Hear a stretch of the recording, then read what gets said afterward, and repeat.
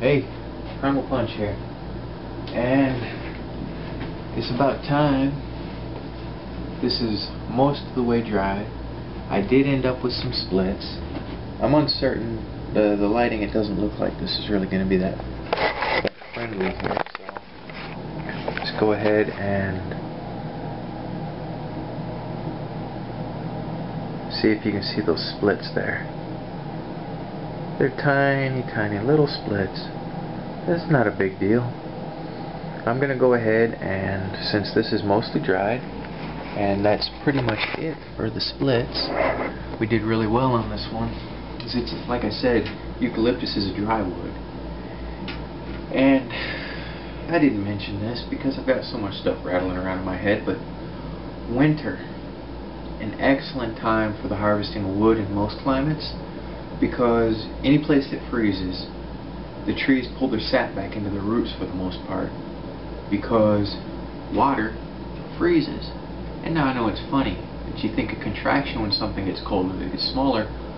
But with water, the freezing of water, you know, splits things. It can split stone, concrete. So to avoid completely just freezing and splitting and just coming apart at the seams, trees pull most of their sap out. So if you collect a nice limb during the winter, you've got a far easier time of the drying. Also, you can look for limbs where they've broken off a tree but they're still hanging there.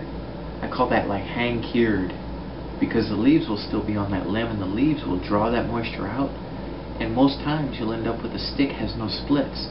Now they're a bear to peel. It's much easier to peel a green stick, but I believe well worth the effort of taking that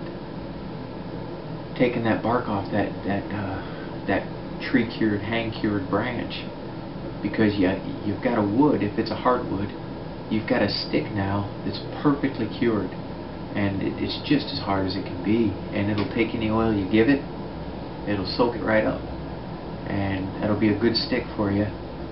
So I'd like you to take note of the shape of this stick, and here is what I'll normally do for my pencil. Let's see.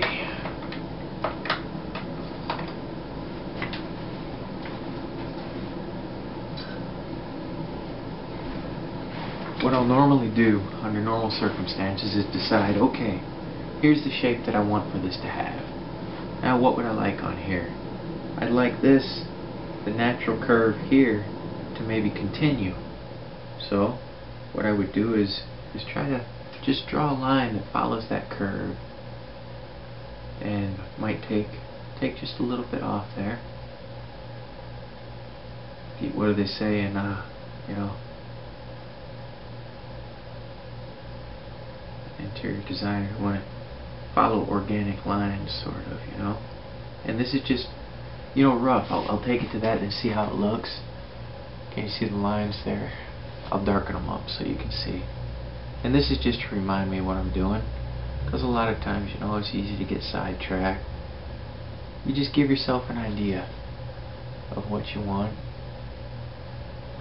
I want to take that off, and then I believe I would like this to come around, perhaps, to be sort of just around it, and this should take care of any splits that might have started on that part. So this will be sort of a saddle shape up there, but then it'll be easier to make that into a curve later on. Hopefully you can see that the lighting's not so bad. Now down here where I had the splits, I'm going to have to take some of that off. When you've got splits on a knob or a knot like you've got here, don't sweat it, but you can stop those splits by taking them out all the way back to where they began or where they're headed. You take them just past that point.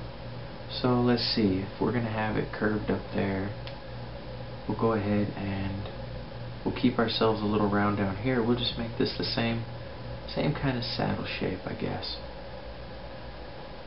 Alright?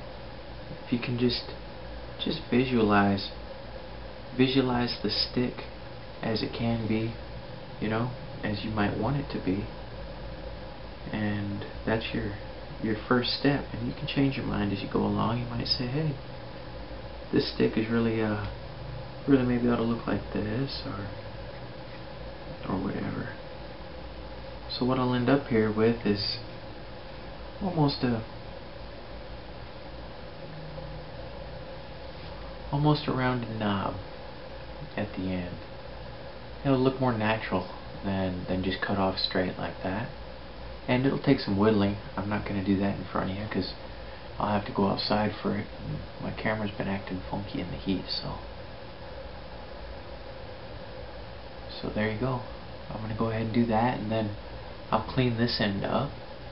As you can see, my saw marks there. I'll clean that up, and I personally do minimal sanding. I just make sure there's no splinters, because any bit of coarseness, you know, you can see where I've left some cambium, and that'll probably eventually come off. You know, it usually does splinter off, although this eucalyptus is acting odd. I do minimum sanding because I believe in callus. I like to build callus. Oh, it's going to have a nice balance when I take that ½ ounce or so of wood off of there. You'll really feel the difference, you know. And if you've got a straight stick, I'll talk about ways of weighting it and everything. There's a lot of different ways, you know. You drill it out deep and then get a short bolt that fits the hole you've drilled. Well, you drill the hole that fits your bolt, right? You can fill it with lead shot, BBs, and like that. Or you can just put a long bolt all the way down in. And you've got a weighted stick for your exercising. So, this one's going to move quick. You see that there is nice.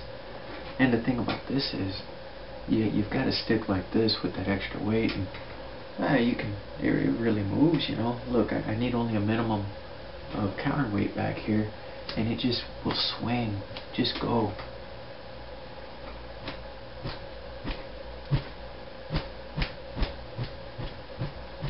You hear that?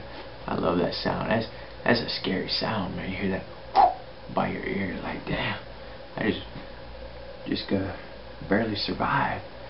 But thank you guys for coming by. Punch hard. I'm gonna go finish this up and have another video for you with the finished product. Alright, punch hard. Thanks for coming by.